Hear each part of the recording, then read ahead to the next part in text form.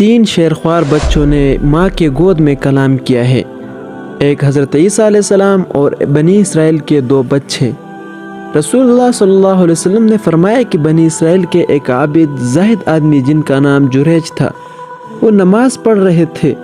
دوران نماز ان کی ماں نے آ کر انہیں پکارا، اے جریج۔ جریج نے ماں کی پکار کا کوئی جواب نہ دیا۔ دل میں سوچنے لگے کہ ماں کی پکار کا جواب دوں تو کیسے دوں، میں تو نماز پڑھ رہا ہوں۔ ایک مرتبہ پھر ان کی ماں آئی۔ اب انہوں نے کہا، یا اللہ، جریج کو اس وقت تک موت نہ دینا جب تک وہ کسی فاحشہ بدکار عورت کو نہ دیکھ لے۔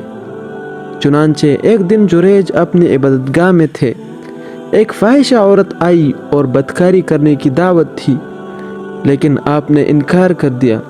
وہ ایک چرواہے کے پاس چلی گئی اور خود ان کے حوالے کر دیا۔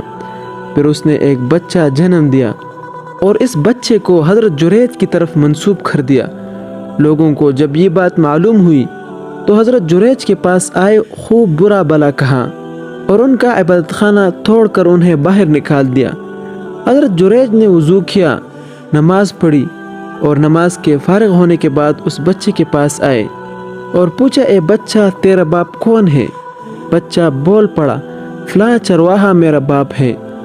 دوسرا واقعہ کچھ اس طرح ہے کہ بنی اسرائیل کی ایک عورت ایک بچے کو دودھ پلا رہی تھی کہ اسی درمیان ایک خوبصورت سوار گزرا، تو عورت نے کہا، اے اللہ، میرے بیٹے کو اس سوار جیسا بنا دے۔ بچے نے ماں کی پستان چھوڑ دی، سوار کی جانب متوجہ ہوا اور کہنے لگا، اے اللہ، مجھ کو اس جیسا نہ بنا۔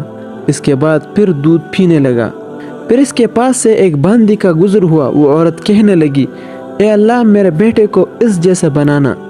لڑکے نے پھر دودھ پینا چھوڑ دیا اور کہا، اے اللہ، مجھ کو اس جیسا بنانا۔ عورت نے بچے سے پوچھا، ایسا کیوں؟